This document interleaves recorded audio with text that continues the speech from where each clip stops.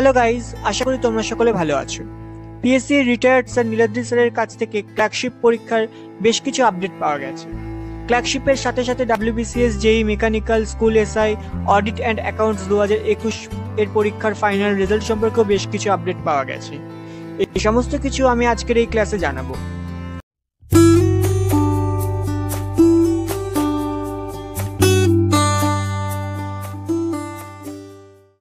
প্রথমে ক্লার্কশিপ সম্পর্কে বলি।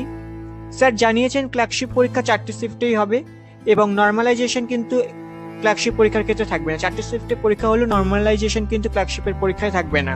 তার কারণ হিসেবে স্যার জানিয়েছেন যে পিএসসির কাছে নর্মালাইজেশন করার জন্য তেমন কোনো সেটআপই নেই। ভ্যাকেন্সি প্রায় 5000 থেকে 6000 মতো থাকতে পারে। স্যার যখন রিটায়ার করেছিলেন তখন পিএসসিতে ক্লার্কশিপের ভ্যাকেন্সি ছিল 5000, এখন সেটা বেড়ে হয়তো 6000-এর মতো হয়েছে।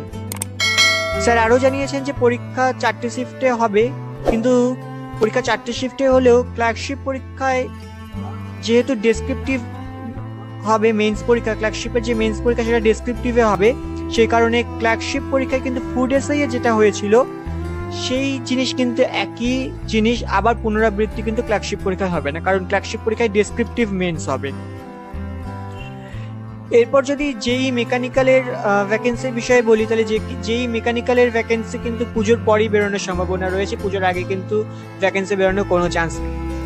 অডিট অ্যান্ড অ্যাকাউন্টস 2021-এর ফাইনাল রেজাল্ট পুজোর পরেই বের হওয়ার আশা করা যায়, তার আগে অডিট অ্যান্ড অ্যাকাউন্টস 2021-এর ফাইনাল রেজাল্ট বেরোনোর কোনো আশা নেই। এরপর WBCS সম্পর্কে বলি। WBCS মেন্সের রেজাল্ট কবে বেরোবে সেই নিয়ে স্যার জানিয়েছেন যে WBCS মেন্সের রেজাল্ট অক্টোবরের শেষের দিকে বেরোনোর চান্স আছে। অক্টোবরের শেষের দিকে WBCS মেন্সের রেজাল্ট বেরোতে পারে এবং WBCS এর যে নতুন ভ্যাকেন্সি সেটা এই মুহূর্তে স্যার বলতে পারছেন না। স্যার জানিয়েছেন যে WBCS এর নতুন ভ্যাকেন্সি সম্পর্কে এখনই বলা মুশকিল, তবে WBCS মেন্সের রেজাল্ট অক্টোবরের শেষের দিকে বেরোতে পারে।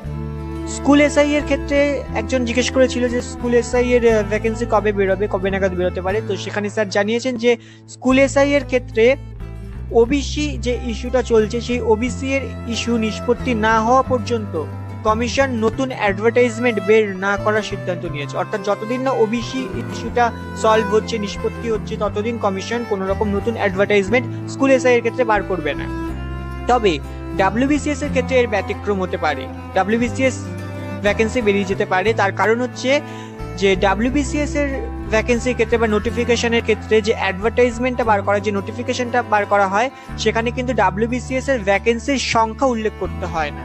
সেই জন্য WBCS এর ভ্যাকেন্সি বেরিয়ে যেতে পারে বলে স্যার জানিয়েছে, কিন্তু স্কুল এসআই এর ভ্যাকেন্সি এখনই বের হওয়ার কোনো চান্স নেই। যতদিন না ওবিসি ইস্যুটা সলভ হচ্ছে ততদিন কমিশন স্কুল এসআই সম্পর্কে কোনো বিজ্ঞপ্তি বার করবে না বলে সিদ্ধান্ত নিয়েছে।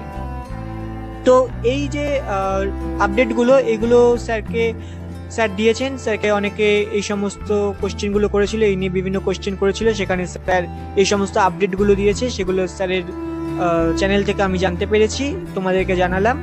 Thank you. পুজো ভালো কাটুক সকলের, পুজোতে খুব করে মজা করো। দশমীর পরে আমি আবার ক্লাস দেব।